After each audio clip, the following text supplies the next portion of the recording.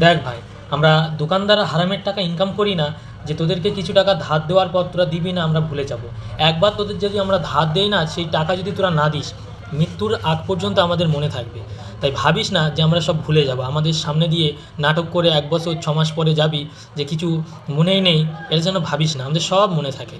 এই কি তোদের খাতায় অলরেডি লাল কালি পড়ে যায়, আর বিশ্বাসটা তো উঠে যায় যে দ্বিতীয়বার দোকানে যদি আসিস তো কোনো ধার পাবি না। তাই বলছি, দোকানদারদের সাথে খারাপ ব্যবহার করিস না, কোনো দিন কোনো কাজে সাহায্য আর পাবি না। আমরা দোকানদাররা তোদেরকে কিছু টাকা ধার দিই তোদেরকে চেনার জন্য, তোদের ক্যারেক্টারটা কেমন জানার জন্য। তোরা ভাবিস না যে ওই টাকাটা আর দেবো না। কী হবে, ওই টাকাটা না দিলে আমরা তো আর মরে যাব না, কিন্তু তোদের প্রতি যে বিশ্বাসটা ছিল সেটা আমাদের উঠে যাবে।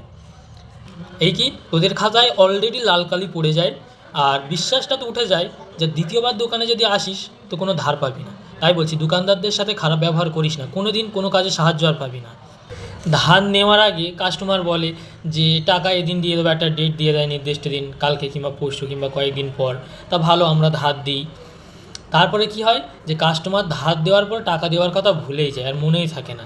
কাস্টমারের কাছে বারবার ফোন করা হয় যে টাকাটা দাও, কাস্টমার তো ফোন রিসিভ করে না।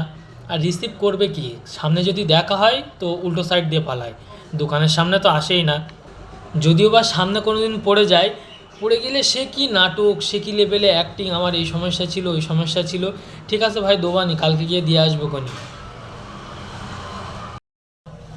প্রত্যেক দোকানদার, প্রত্যেক ব্যবসাদারদের মনের মধ্যে একটা খাতা থাকে আর একটা পেন থাকে।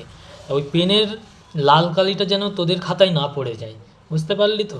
তাই ব্যবহারটা খুব ভালো কর।